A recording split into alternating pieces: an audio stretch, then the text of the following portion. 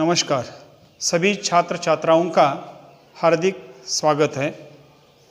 पिछले क्लास में हमने बसंत गीत चंद्र प्रकाश चंद्र जी की कविता देखी है, उसका अर्थ भी हमने देखा है।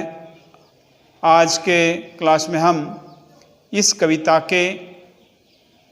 के ऊपर जो स्वाध्याय है वह हम देखने वाले हैं। इस स्वाध्याय में कक्षा 7वीं की कविता है बसंत गीत चंद्र प्रकाश चंद्र। इसमें स्वाध्याय का पहला प्रश्न है, रिक्त स्थानों की पूर्ति करो। इसमें पहला वाक्य है, सजी आयो रे ऋतु, आगे रिक्त जगह है, आगे लिखिए सजी आयो। यह जो रिक्त जगह है, इस रिक्त जगह में कौन सा शब्द आता है? तो बसंत यह शब्द आता है। अब यह पूर्ण वाक्य फिर से हम पढ़ेंगे। सजी आयो रे ऋतु, बसंत सजी आयो। इस प्रकार यह वाक्य पूर्ण होता है। दूसरा वाक्य देखिए, अजी गाओ रे ऋतु बसंत, आगे रिक्त जगह है, अंत का शब्द है आयो। इस रिक्त जगह पर कौन सा शब्द आता है? तो अजी गाओ रे ऋतु बसंत सजी आयो। सजी आयो यह शब्द आता है। तीसरी पंक्ति है, पीली पीली सरसों फूली, अरु बौर, आगे रिक्त जगह है, पे छायो। अब यह जो रिक्त जगह है, इस रिक्त जगह पर कौन सा शब्द आता है? तो फिर से वाक्य मैं पढ़ता हूं, आप सभी छात्र छात्राएं देखिए। पीली पीली सरसों फूली, अरु बौर अमुआ पे छायो। अमुआ यह शब्द रिक्त जगह पर आता है। चौथा वाक्य है, हरी हरी मटर, आगे रिक्त जगह है, ऊपर अमित रंग बरसायो। फिर से वाक्य मैं पढ़ता हूं। रिक्त जगह पर कौन सा शब्द आता है? तो देखिए, हरी हरी मटर बिछोने, ऊपर अमित रंग बरसायो। इस प्रकार यह 4 पंक्तियां यहाँ पर पूर्ण होती है। यहाँ पर जो पहला प्रश्न है यहाँ पर समाप्त हुआ। जो दूसरा प्रश्न है वह है, कविता की पंक्तियां पूरी करो। देखिए पहली पंक्तियां कौन सी है? तो कली कली, आगे रिक्त जगह है। यह जो पंक्ति है इसमें अंत का शब्द है चुरायो। यह जो कविता की यह पंक्तियां है, इसमें रिक्त जगह पर कौन सा शब्द आता है? तो मैं पूर्ण जो पंक्तियां है वह मैं पढ़ता हूं।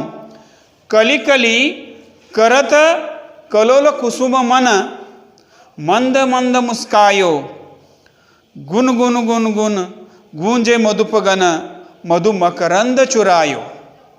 इस प्रकार यह कविता की पंक्तियां पूरी होती हैं।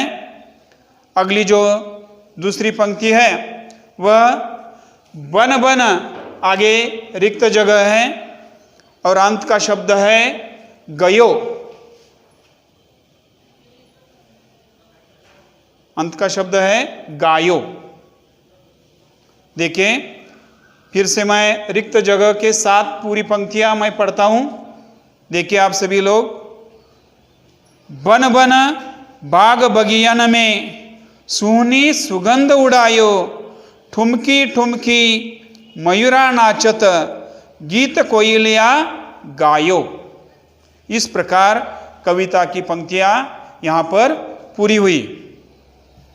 अगला जो तीसरा प्रश्न है, निम्नलिखित प्रश्नों के उत्तर एक एक वाक्य में लिखो।